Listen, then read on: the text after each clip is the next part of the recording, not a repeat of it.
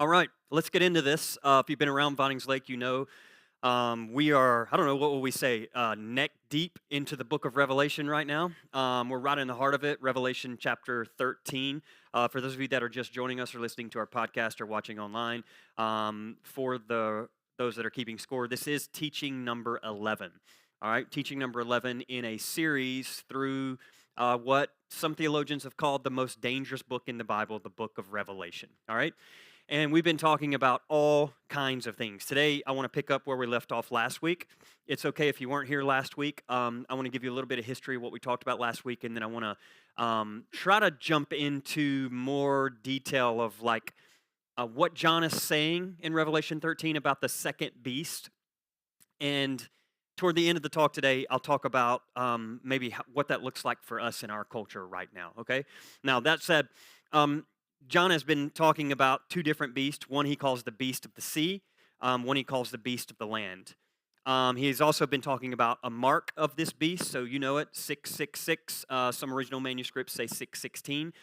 He's referencing Nero, which was a Roman emperor about 20 years before this book was written.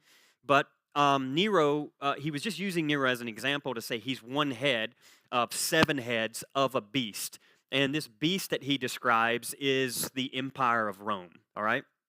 And Rome has had all kinds of different emperors, but in the Flavian dynasty, it's 6 or 7 emperors from when Nero started to by the time you get to Domitian, all right? And Domitian is the emperor that's ruling at the time. Now, all of that laid out, let's just go ahead and jump into this. Revelation 13, I want to pick up in verse 11. And this is the portion that talks not about the first beast like Nero and his mark 666. This is the second beast, all right? And this is the one that a lot of people don't know about. It's the one that people skip over. Futurists read this sometimes as like a false prophet to the beast. So you've probably heard futurists read the book of Revelation as like a future prediction of something that is to come.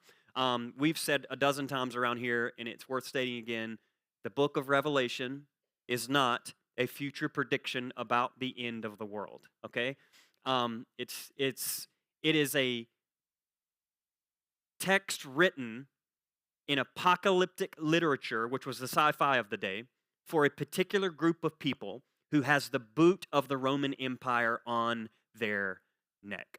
Now, that said, let's listen to what John says about the second beast. Revelation 13, verse 11. Then I saw another beast that rose out of the earth. It had 2 horns like a lamb, and it spoke like a dragon. It exercises all the authority of the first beast on its behalf, and it makes the earth and its inhabitants worship the first beast, whose fatal wound had been healed. It performs great signs, even making fire come down from heaven to earth in the sight of all.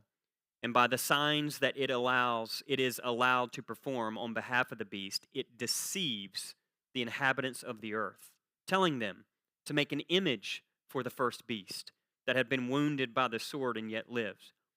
And it was allowed to give breath to the image of the beast, so that the image of the beast could even speak and cause those who would not worship the image of the beast to be killed.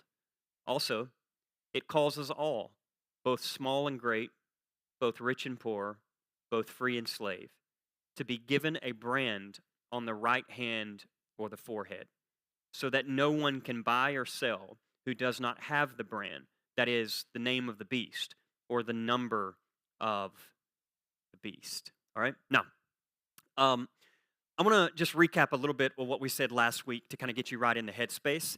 And then we're going to talk about a little brief snippet of church history and Constantine, and then we'll bring it all the way up to our current administration and Donald Trump. How does that sound? Good? Awesome. All right, here we go. By the way, that's world in front of the text, world of the text. You know that, so I balance both while we're here. All right? Now, here we go. Let's talk about this description of the second beast. What do we know? What we know is this second beast, and again, he's using apocalyptic language, okay?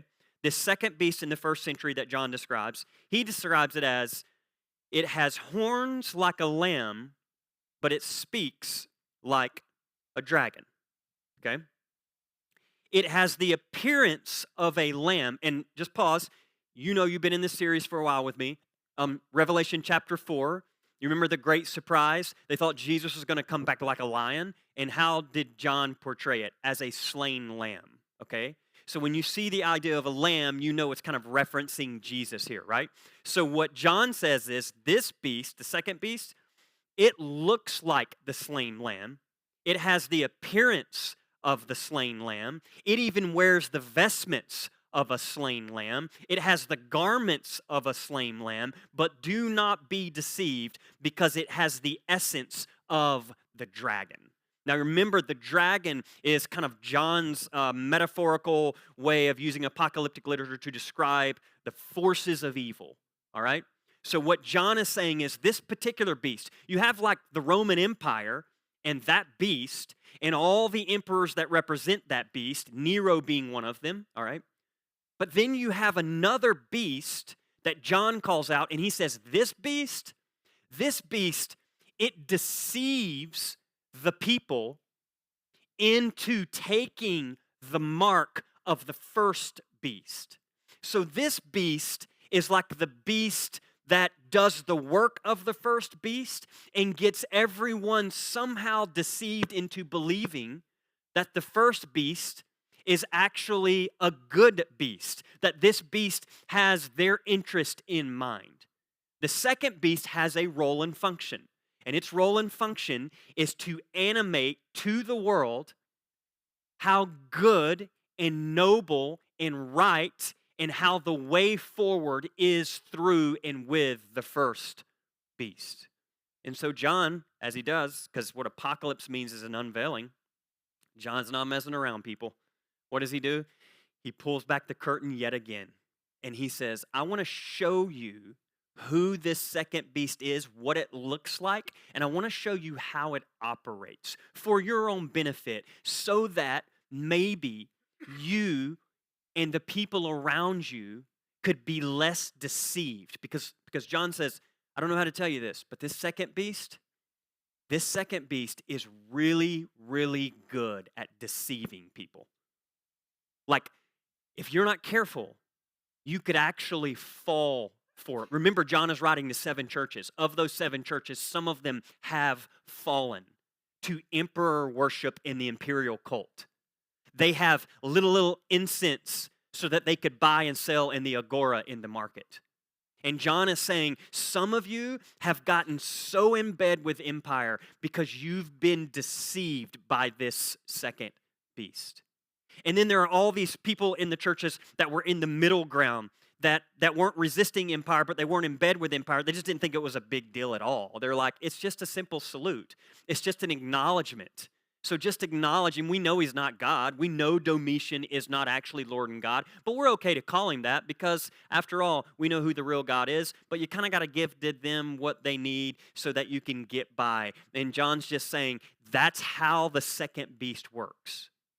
It's a slow seduction that it's not as big of a deal as you might think it is. And the next thing you know, you've got a bunch of Jesus followers just lighting incense to the emperor, giving their salute and acknowledging that emperor is actually Lord and God, but it's no big deal. And John says, I'm just telling you it is a big deal.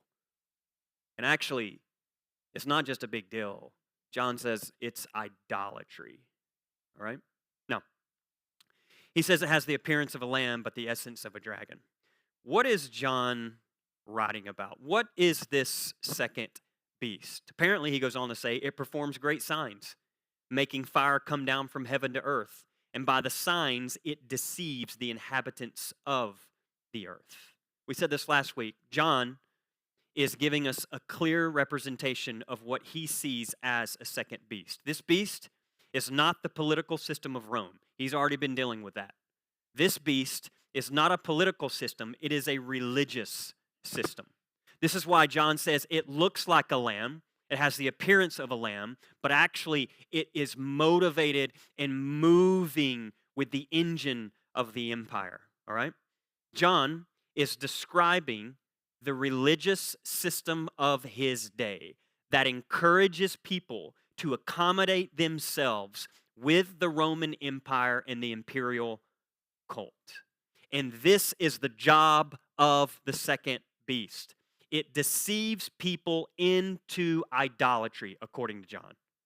And it tells people by justifying and baptizing the bigotry and the injustice of the empire that the way of empire isn't actually that bad.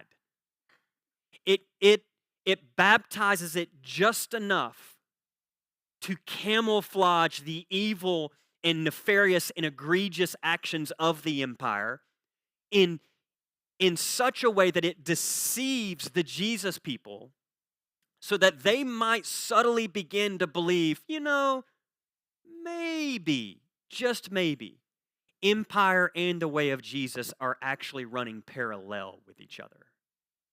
Yeah. And we can just pause here. How many of you were raised that way?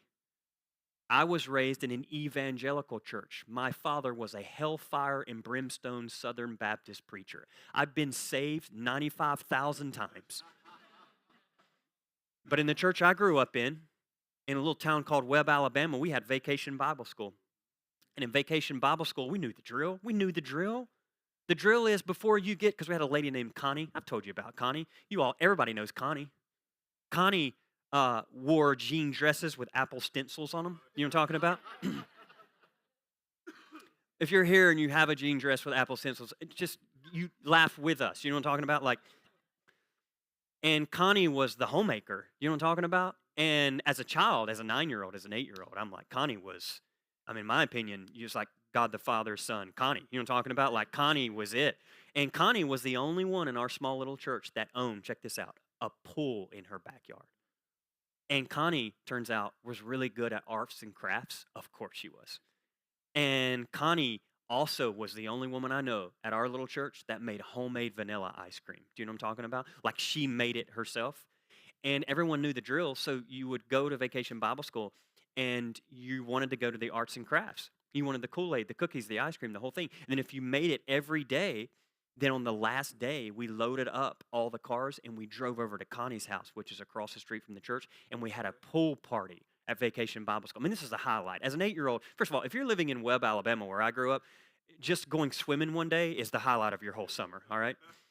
And I'm like, this is fantastic. We're going to Connie's house. But here's the thing. The drill was, in order to get there, you had to sit in the service. You had to hear someone get up and share like a Bible study. But check this out. You finish the week, and then here's what we did in our church. That following Sunday, they wanted to showcase the Vacation Bible School to the whole congregation, so they let the kids lead the service. You know what I'm talking about? Well, that was a big deal.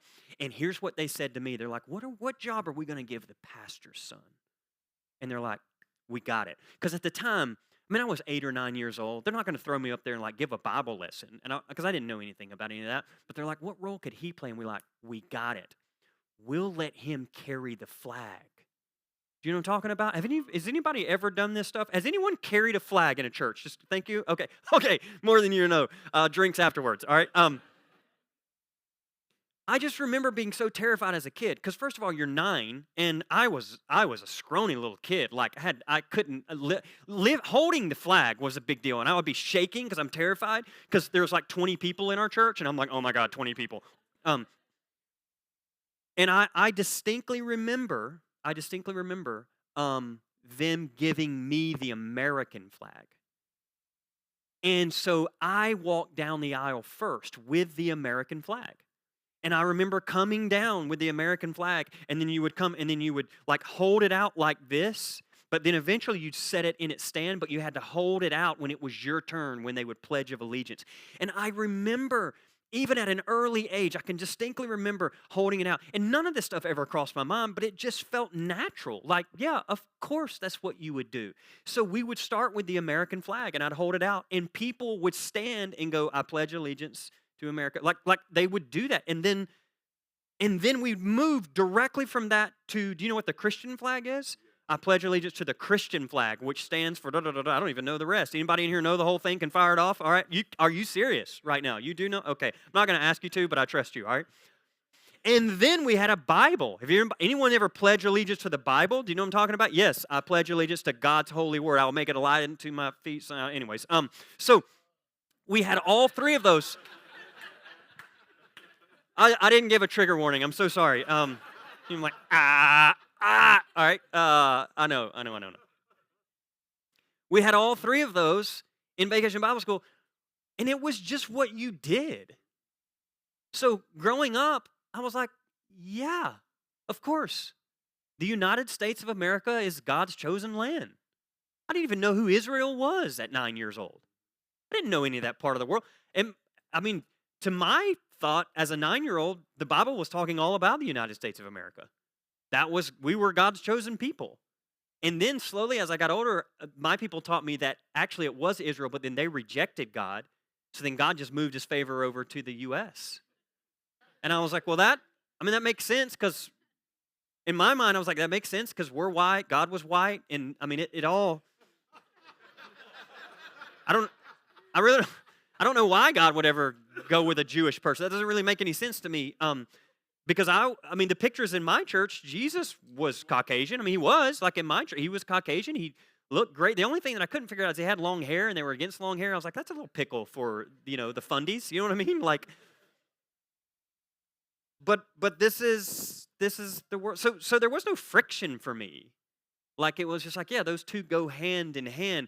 And for years, if you'd asked me, I'd have been like, yeah, God uses the United States to bring peace to the world. That's what I would have thought. That's what I would have said. Yeah. So when you progress and you get a little bit older and you start growing up, it makes total sense. It makes total sense when George W. Bush stands on an aircraft carrier and he quotes Isaiah. Well, yeah, of course, that's not a problem. Yeah, God is on our side. That makes total sense. Makes total sense that God will be on our side and no one else's side, right? Like, because we're the favorite child. We're the ones because of America, we are the ones who finally got it right. Like, we represent God the best. And so, of course, that's how it works. It's a meritocracy. We know that too, right? It's a meritocracy. So if you give God what God wants, God will give you what you want. And God showed us favor because we were the only ones that came over here. Now, and I know as I got older, things started getting a little weird, but even then it wasn't friction. People started telling me about how we came over and basically committed genocide to the Native Americans, but that wasn't talked about a lot because it was basically erased in most of the schools that I went to. You didn't hear about that. All you heard about was like pilgrims, you know what I'm talking about? And the good old saints of God that came over and they held the Constitution and the Bible together, and they're like, see, our forefathers were Christians, and we were founded on a Christian nation, and this is what I was handed. And I thought, well, that makes sense. So in some ways, growing up for me, I didn't even think about Native American genocide. I was like, well, yeah, they were in the way of God's business. So God used us as instruments of peace to come in here and just take out those people. Yeah. And honestly, can we real talk? There's biblical precedence for that. Some of you love your Bible. I got news for you. The way that those people came over and created a new world, their inspiration was the book of Joshua.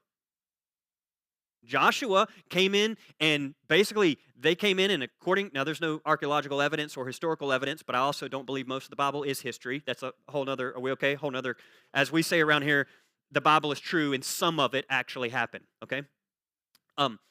But what happened is they came over here and they just wipe out, a whole group of people. It was like a genocide, but they did it because God empowered them to do it. So yeah, that makes total sense. So I have to tell you, for me, like when I start looking at this and I start thinking about like the empire and religion being together, I start to wonder, is this even a new idea for the collective consciousness of America?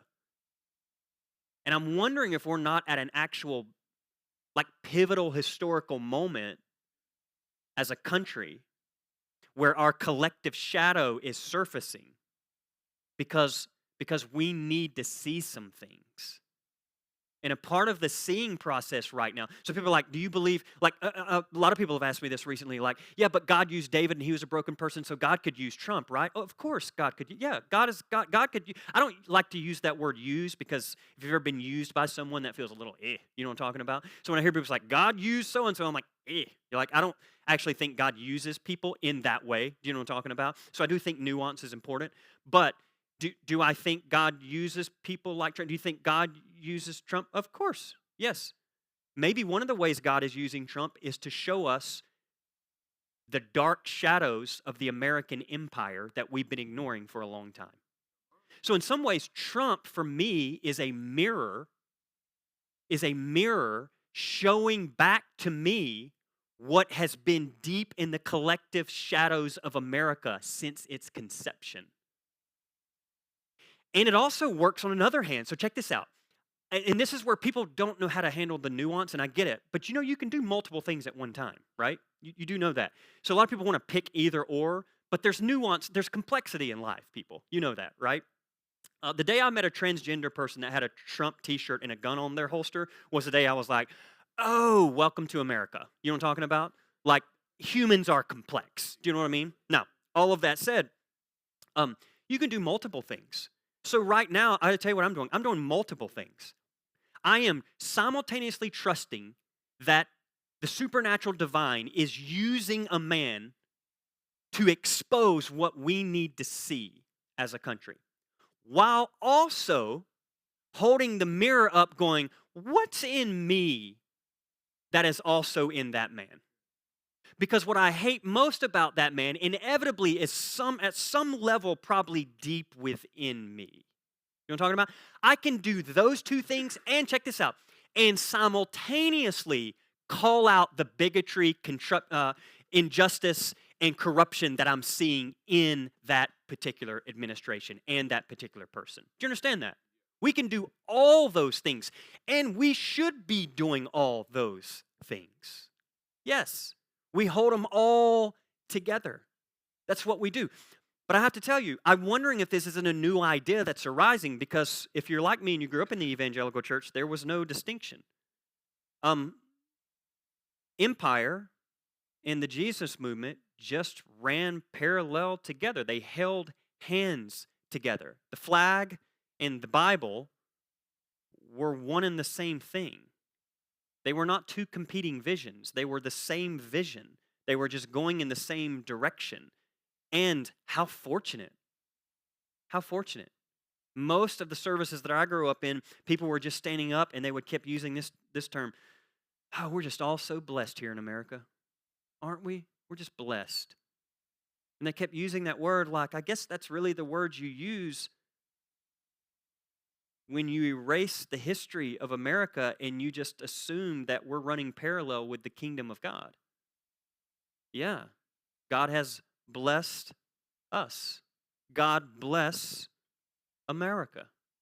Yeah, because we are the ones who came along and now we're the instrument of God and we've got it figured out. Like that's how it works. Yeah. The question is, if that was my small church in Webb, Alabama, when did this begin to happen? Like historically speaking, has it always been this way? I need you to know a little something about history, okay? I want to give you like a brief snapshot of history. We're okay so far? Okay, brief snapshot of history here. Obviously, John is dealing with something here in the book of Revelation with the imperial cult and imperial worship. What we've talked to, we're blue in the face about it. But where did the actual Jesus movement begin to go off the rail? Because I think it's safe to say right now, and this would be, as a scholar from Emory, this would be my my theory here. I think it's safe to say the Jesus movement has been hijacked. I think that's safe to say. I think someone is taking over the wheel in the controllers of the Jesus movement, and it has been hijacked. The question is this a new hijacking, or was the thing hijacked early on, and where did it go off the rail? Fortunately, I took several courses in church history. And as taking courses in church history, I kept my eye on the history of how empire and religion danced with each other throughout history, okay? And what you need to know is from the time in which this letter was written, Revelation, which is like late first century, so roughly 96, 98 Common Era, all the way up to about the 3rd century, empire and the Jesus movement did not get embedded with each other. In fact, empire despised the Jesus movement. So much so that you need to know this. Part of the reason John is writing in apocalyptic literature is because he's terrified of his life. Remember, he has already been exiled to the island of Patmos.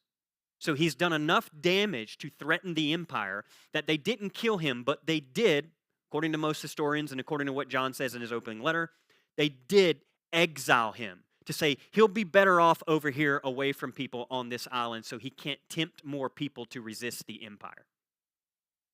That doesn't stop. In fact, when you look at church history, most say Nero is the start of a pretty massive persecution of the Jesus movement, and it just keeps on going. This is why John, again and again, when he writes these 7 churches, he mentions about people that are dying. They're giving their lives for this. Yeah. John, the whole point is don't take the mark. Don't take most people think the mark is just coins because they hold it in their right hands and it has the face of the emperor, the forehead of the emperor. So most think it's buying and selling. And John is just saying, don't take the mark. Don't let the empire mark you up. You've already been marked. You have an imprint of being made in the image of God. That's who you belong to. So don't get marked up. Resist it. Yeah. So we feel all that. But as it moved on, what began to happen? You begin to have some serious, like actual nationwide persecution. Up until this point with Nero, Domitian, you had what scholars would call sporadic persecution. But then roughly somewhere around 303 to 310, you had what is called, scholars call, the Great Persecution, okay? In 310, the Great Persecution broke out, took place between 303 to 310. And the question on the table is, why were the Jesus people persecuted so much? And I will give you 2 reasons. One, they championed a man who was also crucified by Rome. So let's just remember that, all right? Why were they persecuted? Why did a great persecution start in 303 to 310? Why did it happen from Nero forward? Because the Jesus movement's guy, like the founder, was executed by the empire. So just imagine your hero being someone who was executed by the empire. Already you realize the empire is going to be like, yeah, these people are up to no good. We got rid of Jesus. Now there's like a whole bunch of followers that are doing the same thing he did. We're going to have to wipe them out too. So it created this intense persecution. Also, they were perceived as a threat to Rome, which we should just pause there. How far has the Jesus movement lost its way? I think about me growing up in a small town in Webb, Alabama, pledging allegiance to the American flag, voting for people that were all about just going to war, shocking all was a blessing of God, killing all of the evil people was the right thing to do. How did we get there when it started here, where the Jesus people were persecuted because they were a threat to Rome? We went from being a threat to Rome to being allies with Rome, and then being the force that animates and justifies and baptizes the atrocities of Rome. That's a giant leap. If first century Jesus people walked into our room right now, I want you to know how perplexed they would be by this thing we call Christianity.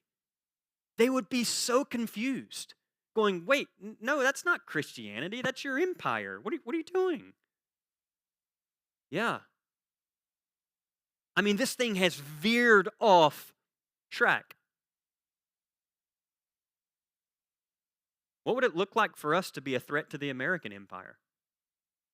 Imagine that. Imagine if you had a target on your back. What if Vinings Lake became a place where it was such a threat to the empire that the current administration targeted spaces like ours? Yeah, I know. But most people are like, I'm good. Hard enough to make lunch. You know what I mean? I know. I get it. But what happened to the Jesus movement that was a threat to the Roman Empire? And what would it look like for us? Yeah, what would it look like for us? I can tell you this. We've made pretty good waves around here. We are a threat to a lot of people around Smyrna, Mableton, and Atlanta. There are people who know about our space. Yeah, we're a bit threatening to somewhat of the empire. But what would it look like for us to raise that a little bit? Imagine if people knew. Imagine if we lit our sign out front. And people were like, oh, there they are. Those people. I know. One of my favorite things to do is to meet new people. And they always ask me what I do. But then my favorite thing is when somehow Vinings Lake Church pops up in the conversation, because I'm always intrigued at people's response. And I do this a lot. I've been in Ubers where I won't tell anybody. Katie and I have a rule. We just don't tell people what I do for a living. Now I do. I tell them I'm an author. Do you guys know I don't know if you know this. Oh, you can pre-order it. You can actually pre-order it. Did I tell you that? I don't know if you know that. Some of you weren't here, but I announced this last week. Come on now. Come on. Yes. I wrote a book. Rob Bell wrote the foreword. I'm so thrilled. We just announced October the 9th. It's coming October the 9th, all right? So you can pre-order it. Okay, enough of that. Anyways,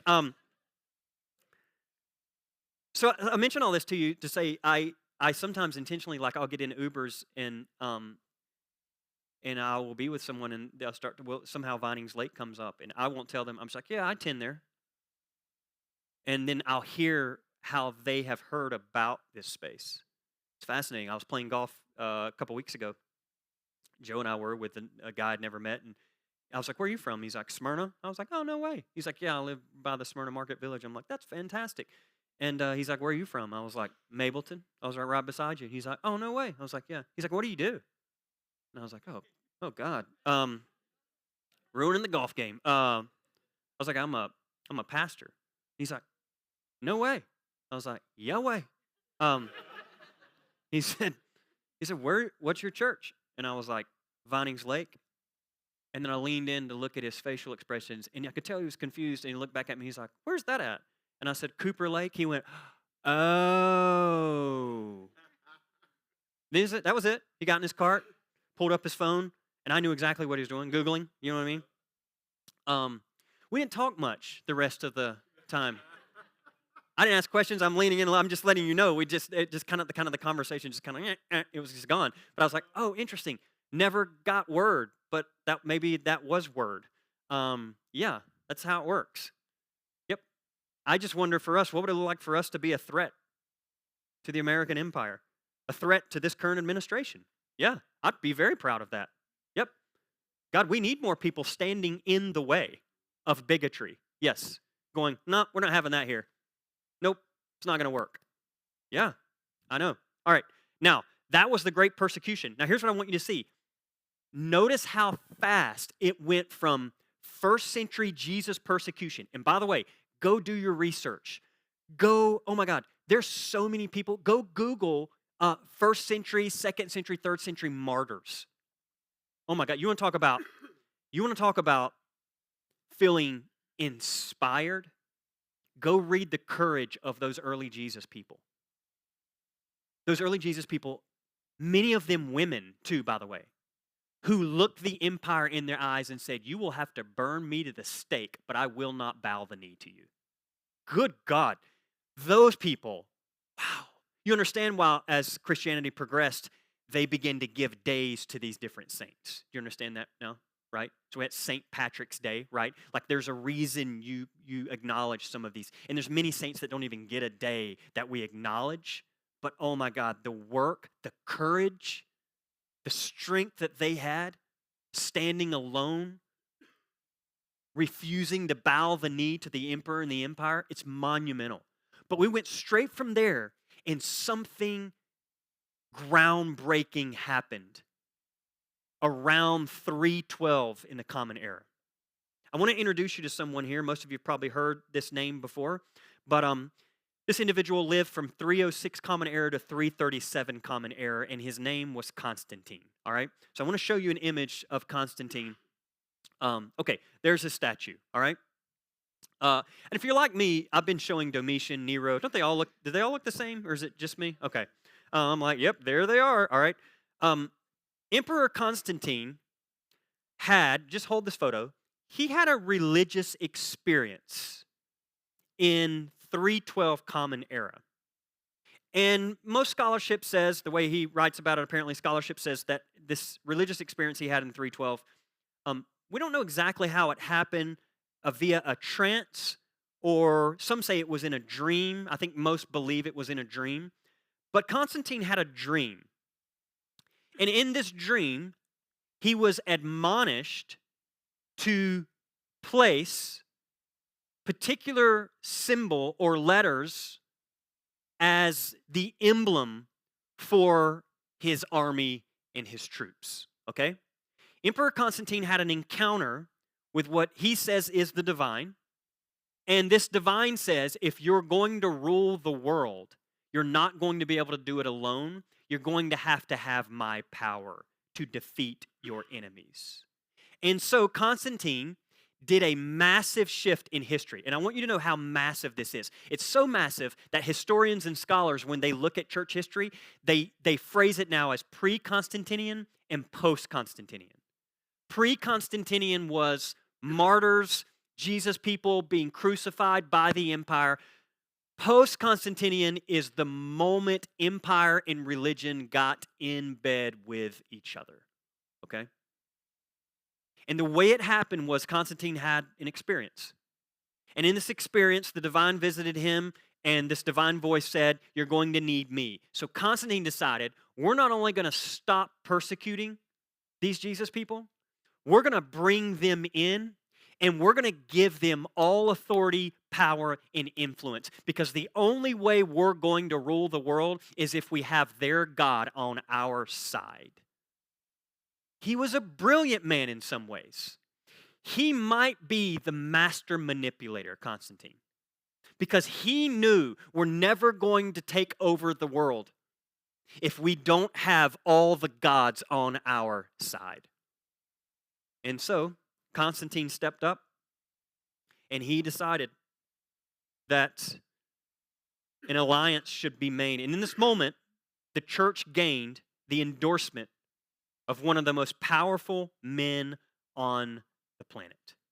Imagine the Jesus movement gaining the attention of the most powerful man on the planet. This is when that happened. Now, here's what Emperor Constantine began to implement. He placed Chi Rho, which are the first two letters of the word Christ in Greek. Okay? The first two letters of the word Christ in Greek, Chi Rho. He placed as a monogram on banners, shields, and the letters Alpha and Omega on all of the military gear in the Roman Empire. All right? I want to show you what that monogram actually looked like, because he passed it out in coins. So take a look at this. That's it to the right. Okay? So you notice the Greek words, the Greek letters right there, Alpha, Omega.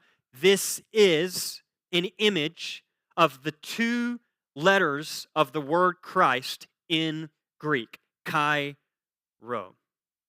He officially adopted Christ as his patron. He claimed Jesus, the divine God, gave him victory over his enemies. So I point this out to you to say, imagine going into war, and the first thing you see are the letters of Christ in Alpha and Omega before you are slaughtered. And this slaughtering was done in literally the name of Christ. Yep. So just pause here. Let's just, like, we're all cool people in here. Just pause. Take a step back. Observe. Just observe for a minute. We went from a cross that executed Jesus people to a cross that is now a tool for the Jesus people to execute others. Did you see how fast that move was? We went from the cross that executed Jesus to a tool for Christians to execute others in the name of the cross that killed Jesus. And here's what's really clever about Constantine. Constantine had the appearance of a lamb, but it had the actions of the dragon. Here's what I mean. The church, the Jesus movement, gained the endorsement of the most powerful man on the planet, and he used all his resources of the Roman state to support Christianity. He ended persecution. That's good. So the average person would be like, he's a good man. He ended persecution. Wonderful. He rebuilt churches. Oh, he prohibited the gladiator games. Y'all forgot about that one, hadn't you? Remember the whole backdrop of Revelation, the Domitian games? We're going to come back to that in about 2 years, okay? Oh, check this out. He gave clergy a tax exemption status. When I was young, my father said, hey, you're going to be a pastor? You need to be Social Security exempt. Dude, I don't even know if you know this. Exempted me. Straight up. Never paid it. I know some of you are like, that's going to be problematic when you get older. I know, we'll talk about it collectively, okay? Got to take care of your pastors, church. All right. I'm going to be up here like, I have no Social Security. God, I'm the new American martyr. All right. Oh, he put out strict divorce laws, which Christianity loved at the time. So if you're in here and you've been divorced, you were out of luck. And then to make matters even more bizarre, you know what else he did? He brought together a council of the leadership of the Christian movement. It was called the Council of Nicaea. 325. They participated in the canonization of Scripture. The Bible that you read largely exists because Constantine made it happen. I know.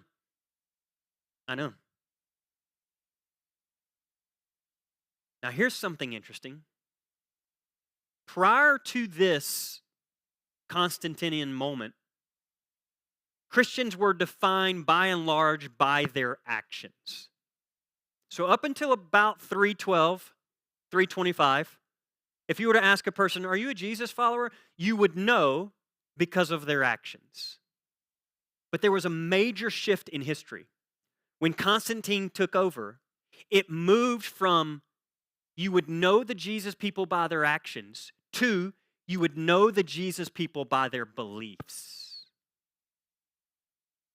So scholarship says there's a distinguishing moment in 325 from the Council of Nicaea where we went from orthopraxy to orthodoxy.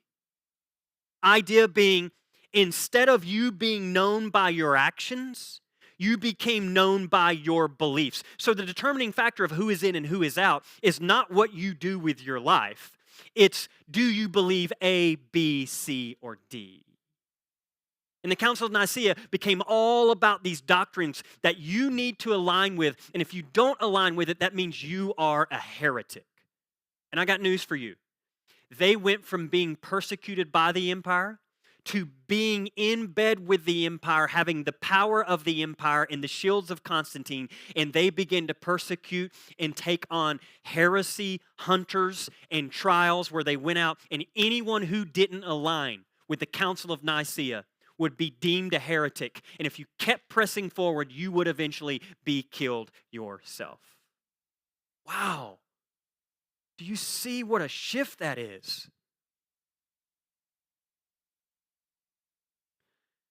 You're like, Constantine just doesn't seem like that bad of a guy to me. I'll just give you a couple, and you can read about Constantine, and he's got a controversial history. Surprise.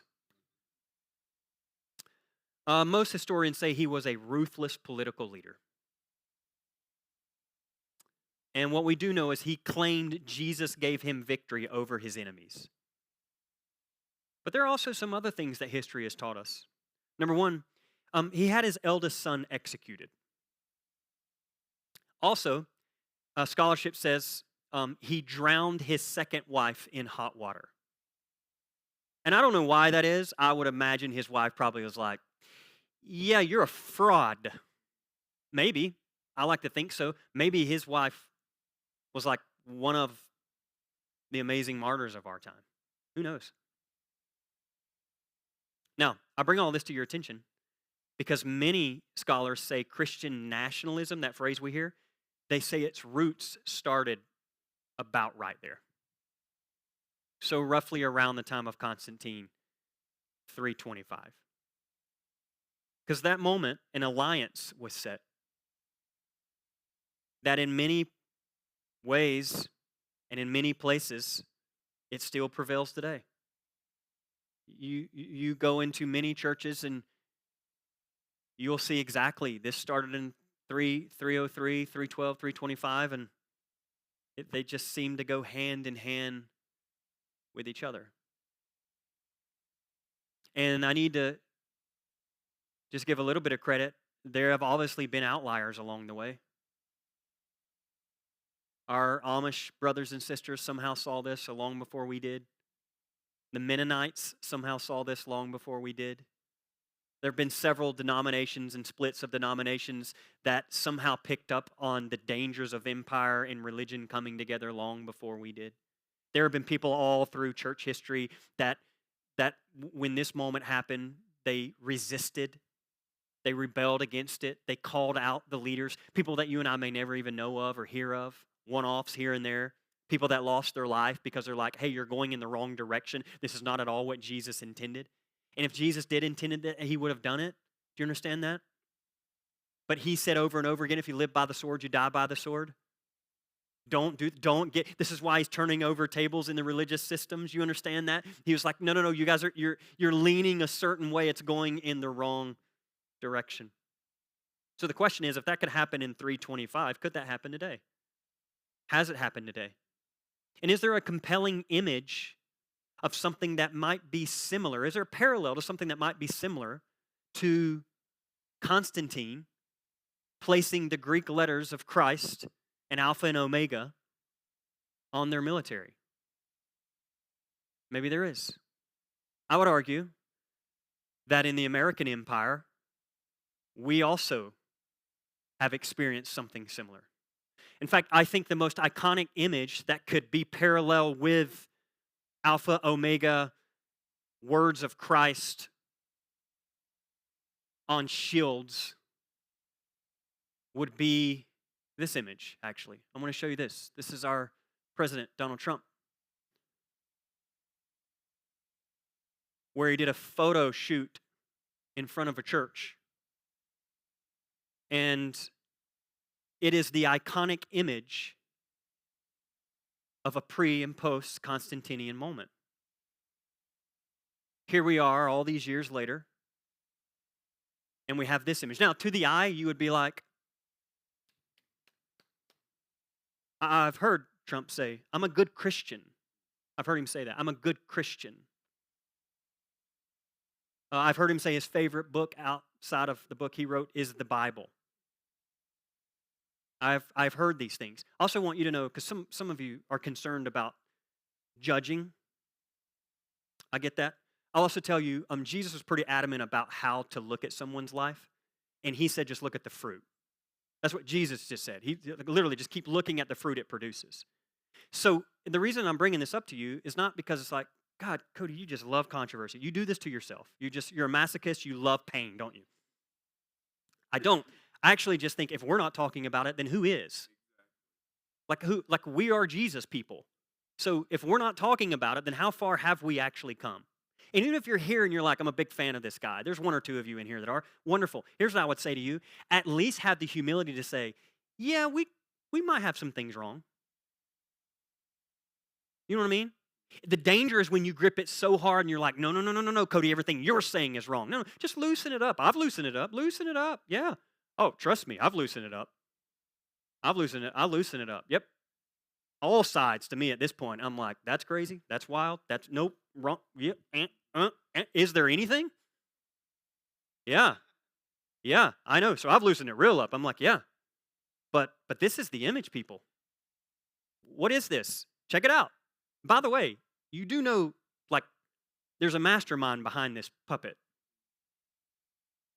There is a mastermind behind the puppet. John said it too. He's like, yeah, of course, that's one head of the empire. That's why I'm not much worried about this gentleman because he's one head of the empire. And here's what you need to know about heads. They come and go. So when this one's gone, some of you are like, can't wait till that one's gone. I don't want to tell you this, but another one will rise. Do you understand what I'm saying? I know. Thanks for the encouragement. Can we go have lunch? This is our work in the world. This is what we do. So we will do it until the day we die. Yes, we will continue to work. Yep, this is one head of the beast. But here's the thing. Um, the mastermind behind this knows exactly what's happening here. And that's what I want you to see. Apocalypse is an unveiling. I'm showing you this because I need you to see. And I know most of you probably like, yeah, I caught on to that a long time ago. I know you're very perceptive. You're smart chaps, all right? But I need you to, for some of these that maybe don't see, I need you to just open it a little bit.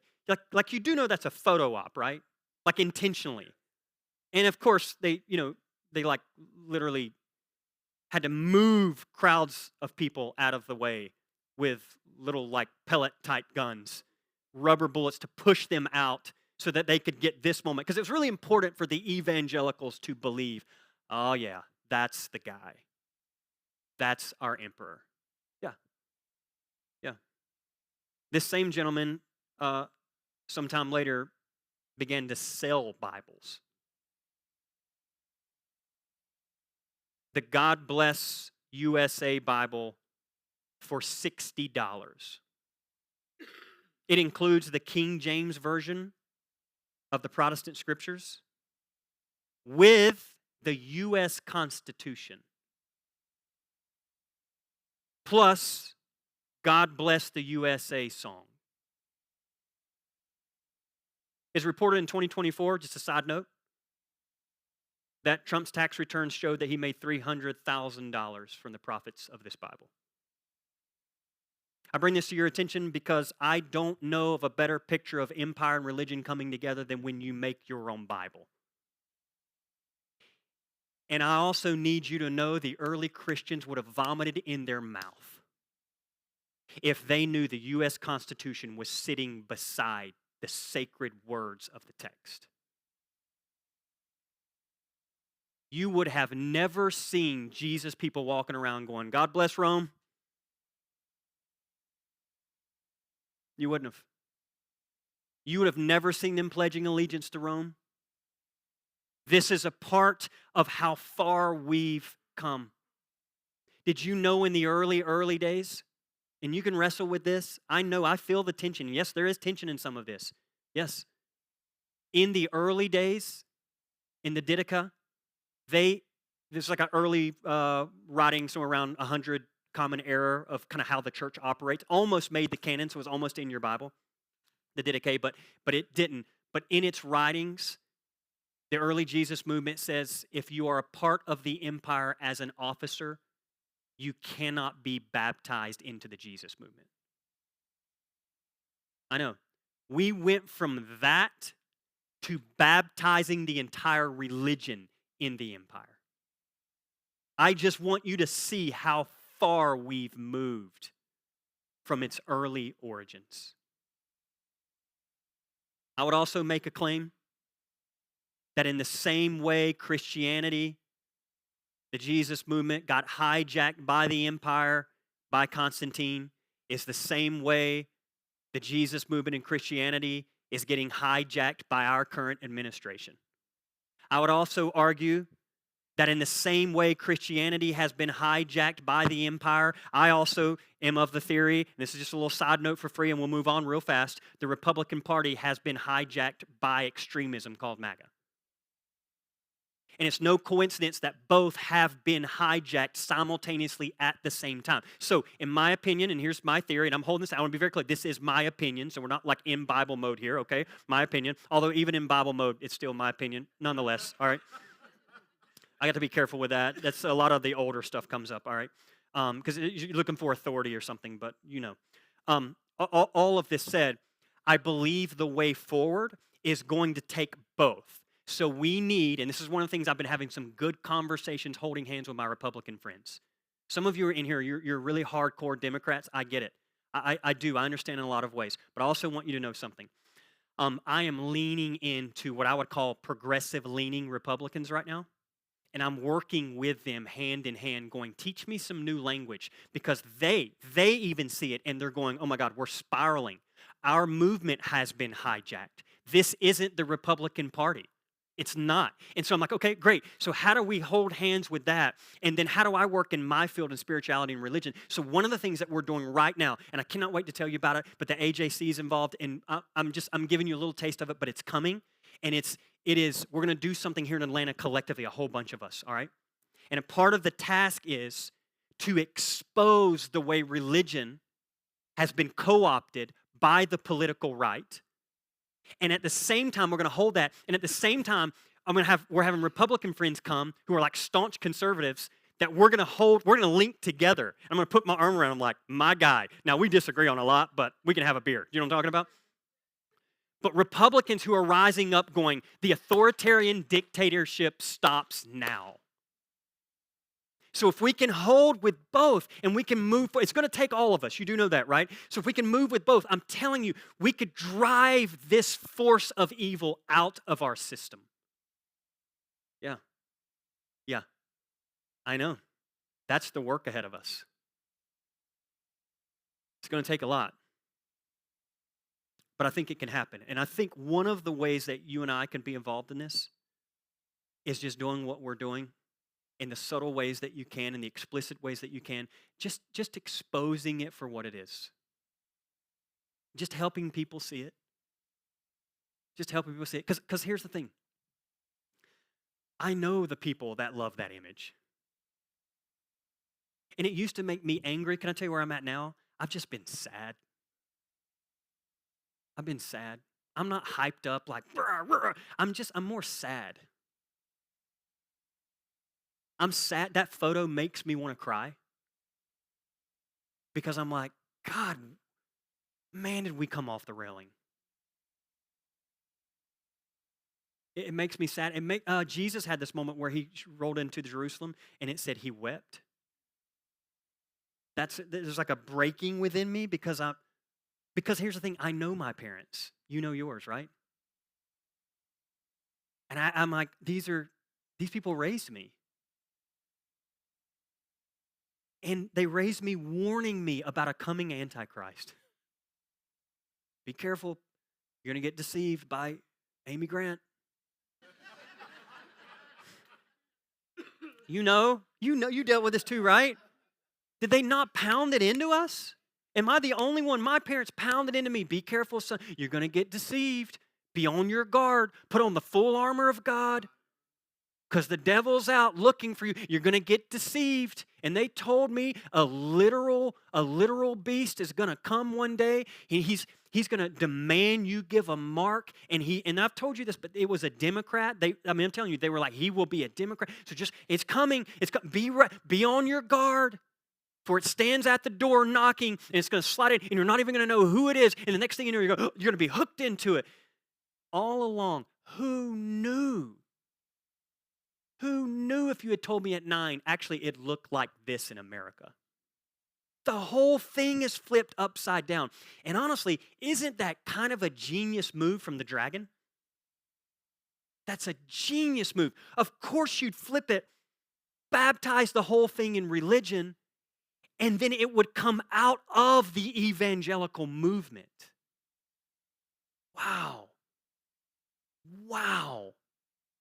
I keep walking around going, I'm in this mode. Did you see that? Did you see that? Did you see that?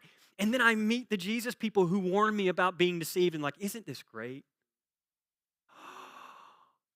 This is what you were telling me about. But you're the one who was deceived. How in the world did all this happen? Yeah, John says, it was like this in the first century. Because the religion animates it. It animates it. So, we'll close with 2 questions. Y'all good? Yeah. By the way, this is last on the beast. Next week, we ain't even got to, we're going to go to the 7 bowls of judgment. That's next week. So, come. It'll be a great time. So here's some fundamental question. Why would Trump do a photo op like that? Like genuinely, why? Because honestly, he could if he wanted to. Like, we all kind of know. Like Mike Pence is like a true blue evangelical.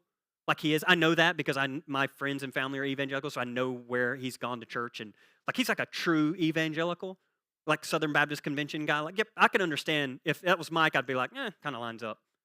But this guy, we kind of know he's not really a church guy, religion guy, spiritual. When you say 1 Corinthians, it tips it off a little bit. Like, I kind of get the idea. You know what I mean? Now, all of that said, you kind of know. So it does raise the question, why would he care? about American Christianity? Why would he care about evangelicalism? Why would he care? Now, easy answer would be like, well, because he wants the votes, and evangelicals a big voting block now. It's political. Okay, I get that. Sure, maybe. But even now, his second time around, I mean, he got the vote. He's in. So technically, if he wanted, and there's really no red tape around him, he could drop evangelicals pretty hot. Like, I got what I needed. You're good. But yet, he still loves those images. I love it. My favorite ones are when he's like, hey, can you all come in the Oval Office, gather around me, lay hands on me, and then I'll pray. But listen, here's the thing. We won't do what Jesus said, because Jesus said when you pray, go into your closet and pray in private. We'll go into the closet, pray in private, but can we bring in someone to snap a photo? Do you hear what I'm saying? Do y'all hear what I'm saying? I'm trying to expose something here. Any person that really believes in prayer ain't snapping no photo of the prayer. Do you hear what I'm saying? Oh, we're coming. We're coming. We're going straight to hell, all of us, all right? I will meet you there, and I will save you a seat, all right? Now, all that said, Jesus said, go when you pray, don't do it on the mountaintop. Don't do it out in a public square. Is there any more public square than a photo op in the White House? But he's like, yeah, but I want people to see. And then, whoo, God, I felt this one. I feel this one.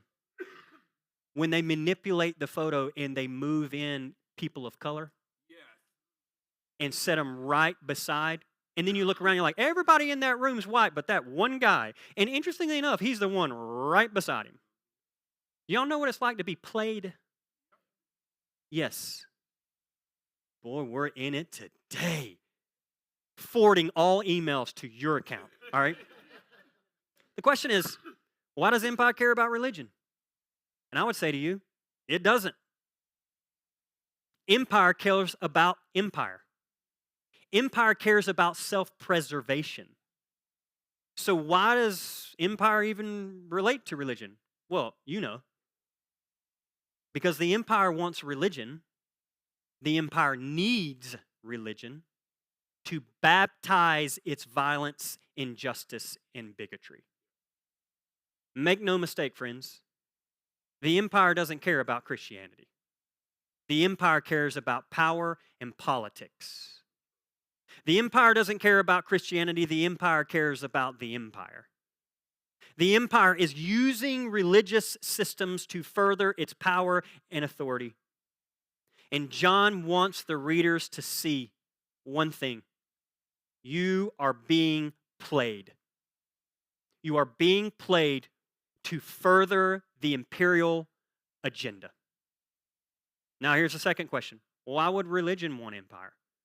Well, that's a great question, isn't it?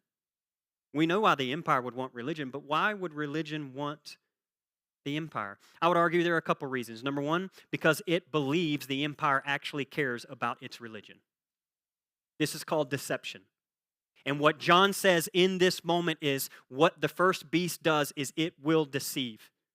And so he's giving you a warning of how easily we can be manipulated and how seducing the empire can be. I would also tell you because it wants some of the same things empire does. Can we be honest about that? Religion is not much different than empire. It craves money, power, and supremacy. I would also argue because it sees no difference between the way of empire and the way of Jesus. For many of evangelicals and religion of our time, God and Trump actually have a lot in common with each other.